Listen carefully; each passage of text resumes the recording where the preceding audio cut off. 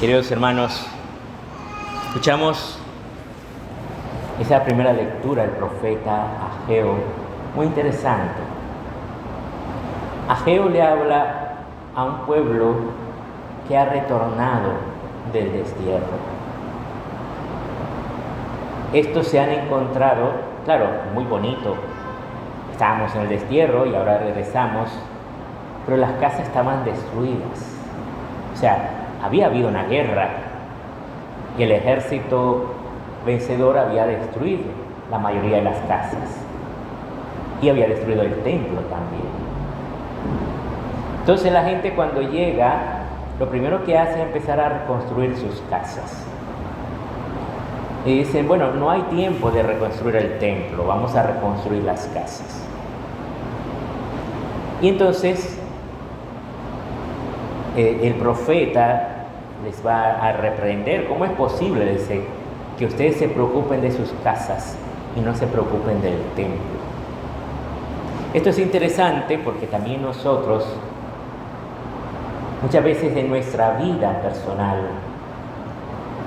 nos preocupamos de la casa, pero no del templo. O sea, nos preocupamos del estudio, del trabajo, de las cosas materiales, de que si tengo una casa o no la tengo, tengo que buscarme una casa, tengo que buscarme tal vez un vehículo para poder transportarme, pero no me preocupo del alma. Mucha gente en la pandemia, por ejemplo, estaban angustiados. Ahora, si me enfermo y me da esta enfermedad, esta infección, seguro que me muero, porque yo no soy fuerte.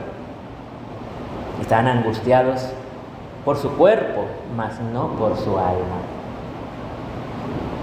Por eso hoy la palabra nos habla de esto, que nos preocupemos del templo, no solo de la casa, ¿verdad? El templo que es nuestra alma, que en el alma habita Dios. Hemos estado viendo también una preparación para la fiesta de San Miguel Arcángel, la batalla cultural y espiritual en la que nos encontramos, que tal vez no nos percatamos de esa batalla. Resulta que la Iglesia Católica estableció una cultura cristiana que se llamó la cristiandad. Esa cultura funcionó en lo que después los ilustrados llamaron la Edad Media. Pero si nosotros viajáramos a la Edad Media y preguntáramos ¿en qué época estamos? ¿Estamos en la Edad Media? Nadie sabría. ¿Y qué es eso? ¿Qué es Edad Media? Te preguntarían la gente de la Edad Media. Porque ellos nunca se llamaron a sí mismos Edad Media. Ellos se llamaron la cristiandad. De hecho, Europa en esa época no se llamaba Europa, se llamaba la cristiandad. Y entonces la Iglesia estableció una cultura cristiana, donde las bases eran el cristianismo, nuestra fe cristiana, el derecho romano y la filosofía griega. 3 bases tenía. Después, a lo largo de la historia, se ha venido socavando esta cultura cristiana a partir de la Ilustración, donde ellos dicen, no, es que la Edad Media fue una época de oscurantismo.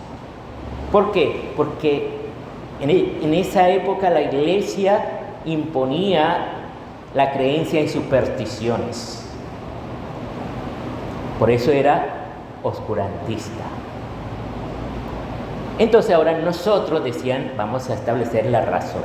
Y bien, después fueron avanzando una serie de autores hasta pasaron del modernismo al postmodernismo, a llegar a un momento en que dicen, no, ya no queremos nada con la ciencia ni con la razón, porque con la ciencia y la razón se han construido bombas, se han hecho armas, se ha hecho mucho daño, entonces mejor vamos a basarnos en los sentimientos. Cómo yo me siento ahora, cómo me autopercibo, ¿verdad? Y ese ha sido lo que se ha impuesto en el posmodernismo. Pero hoy les quiero hablar de cómo los poderosos de la tierra no solo quieren destruir la cultura cristiana, como han hecho los filósofos, sino las bases mismas de nuestra fe. ¿Y cómo lo han hecho? Destruyendo no solo la cultura, sino la moral cristiana. En esto han estado metidos sobre todo lo que ha sido la Fundación Rockefeller. La Fundación Rockefeller ha visto la necesidad de establecer unos medios para destruir la iglesia. Y entonces lo primero que hizo fue que había un instituto que se conoció como la Escuela de Frankfurt en Alemania. Este instituto se llamaba Instituto de Investigación Social. Se fundó en 1924. Ellos querían investigar cómo funcionaba el socialismo, cómo funcionaba en Rusia, cómo funcionaba en Alemania, porque recordemos que en Alemania estaba el Partido Nacional Socialista. Entonces querían ver por qué era tan famoso, tan poderoso el nacionalsocialismo en Alemania. Entonces querían analizar eso. Pero entonces los sistemas de inteligencia del nacionalsocialismo, cuando triunfa Adolfo Hitler, expulsan a estos de la Escuela de Frankfurt. Y es justamente la Fundación Rockefeller la que los lleva a Estados Unidos.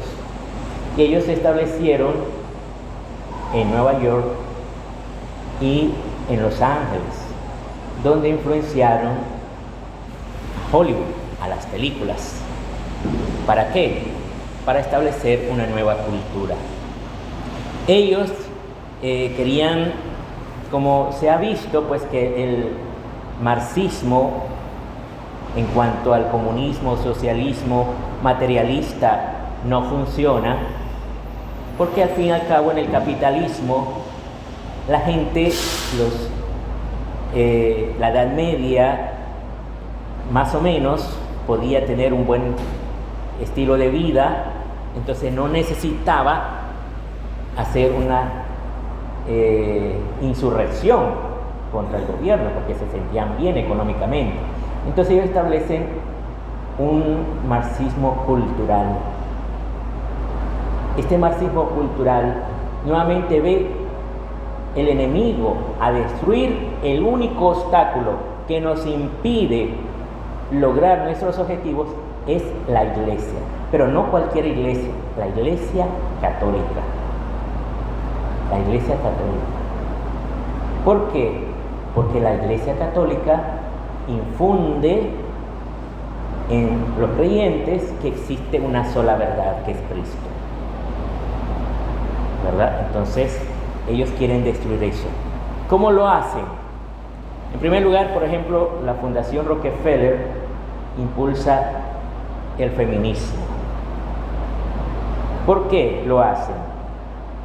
No era por ninguna intención de bien hacia las mujeres, sino que a ellos lo que les interesaba era que la mujer pasara a formar parte del mercado laboral y así pagaran impuestos. Y por otro lado, impedir que los niños se criaran con su madre. Fíjense que ellos van a tener una obsesión con esto de la educación de los niños para quitarle las raíces de la fe a la sociedad. Por ejemplo, David Rockefeller, que fue el que dona el terreno para la ONU en 1948, él funda la Oficina Internacional para la Educación en 1925 y se asocia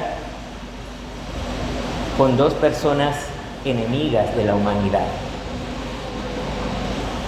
¿Con quién se asocia?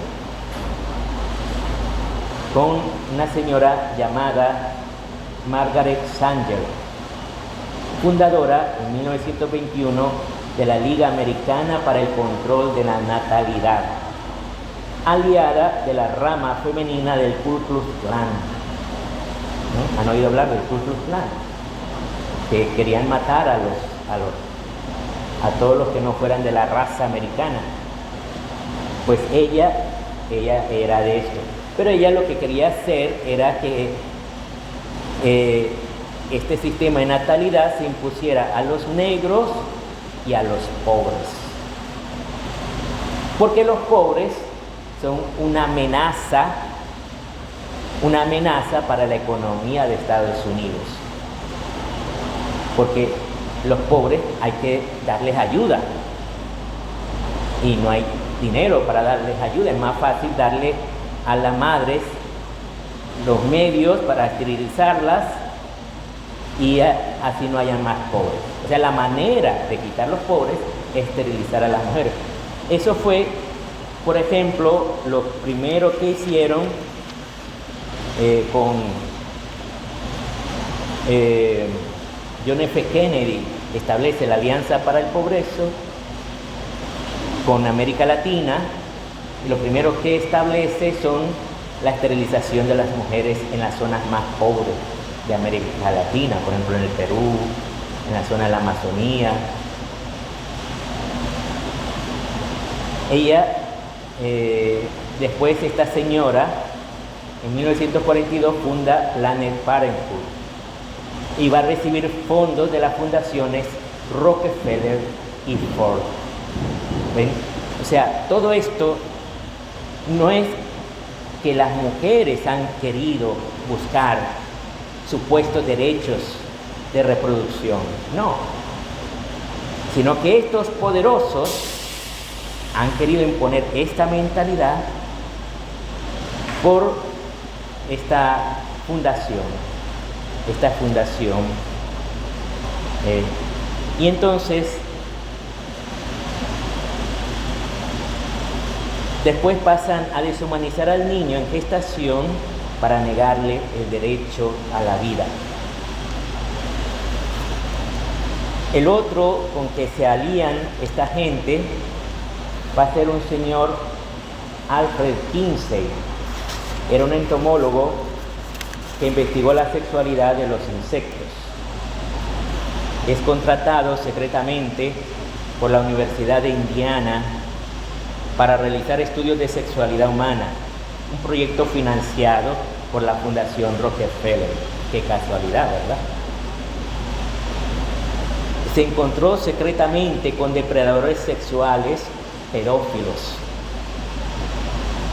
a los que pidió escribir diario de sus actividades. Fíjense que a este señor, Alfred Kinsey, se demostró públicamente ante tribunales de que él había abusado de niños, cientos de niños, incluso bebecitos de 11 meses. Y nunca se le juzgó. Simultáneamente salieron los ataques contra la iglesia y esto inmediatamente lo juzgaron los tribunales. Pero a este señor, Alfred Kinsey, nunca lo juzgaron. Y él sí que abusó de cientos de niños, incluso bebecitos. Y se alió con depredadores sexuales que abusaron de cientos de niños, de menores de edad. Él publicó 2 libros, El comportamiento sexual en el hombre, en 1948, y El comportamiento sexual en la mujer, en 1953. Y en 1947 estableció el Instituto para el Estudio del Sexo.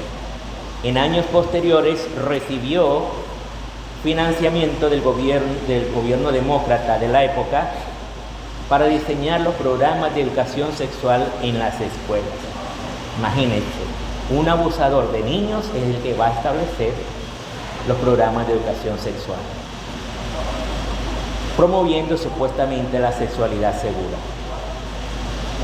Entonces, la instrucción pastoral de la Conferencia Episcopal Española del año 2011 nos habla de cómo se han venido haciendo 4 rupturas de la sexualidad. La primera ruptura fue la ruptura entre la sexualidad y el matrimonio.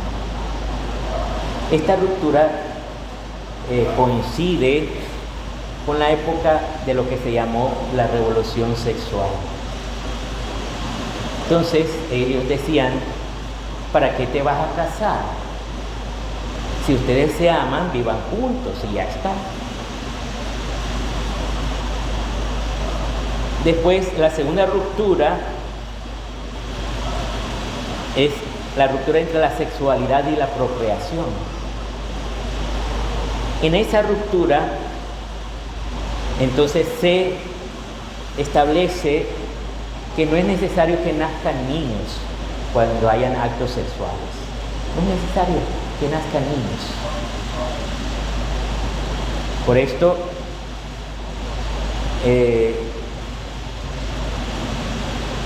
se impulsa el uso de los anticonceptivos y el uso del aborto. Y también se impulsa la homosexualidad, porque con la homosexualidad pues no es necesario preocuparse si nacen o no nacen niños. La tercera ruptura es la ruptura entre la sexualidad y el amor. O sea que si hay un acto, no es necesario que haya amor, solo placer, porque es solo para el placer. No interesa el amor.